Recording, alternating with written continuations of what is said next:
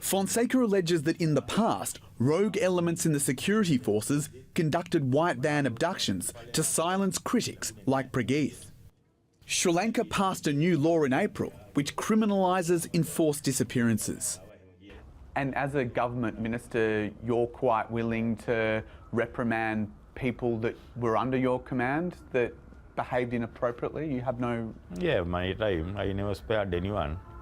The slightest information I get, wherever I got, I took very stern action. But no man in the security forces can commit murders, crimes.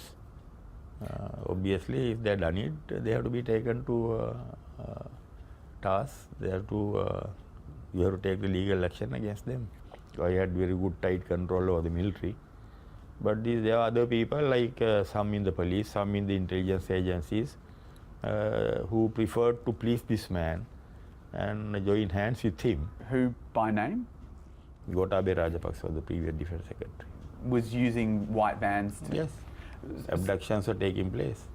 Whoever who did that, they did not do it during the process of their the legitimate duties.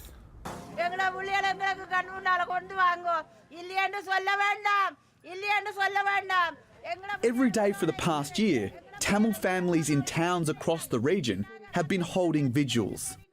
They say many of their relatives were taken by the military and have never been seen again. But many Sri Lankans insist the authorities are still using enforced disappearances to stifle dissent. Some only feel safe talking about it from the other side of the world. Tamil asylum seekers here in London claim that they were abducted and abused by the authorities in the past 2 years. Milton Thusanathan alleges that he was abducted twice, in 2016 and more recently in 2017. The 20-year-old took part in protests where villagers complained that the army was stealing their land to build new bases.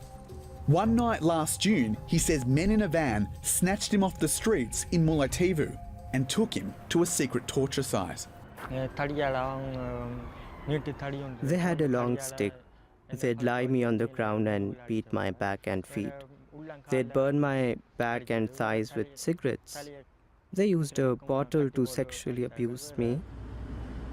Milton says a local priest brokered his release.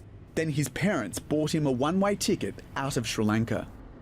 He claims his father and other men in his village have also been abducted, tortured, and then released by the police in the last 2 years. Milton believes his family is a target because his uncles fought for the Tamil Tigers. I think I could be abducted again if I went back. I have no faith in our current government, as they preach something and do something else. If I'm forced back to Sri Lanka, I will commit suicide.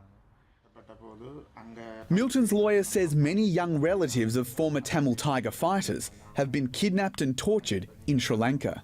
The torture is systematic and widespread. The purpose we can see is to instill a fear among the Tamils, not to revolt again, or at the same time not to give evidence against the war crimes in 2009.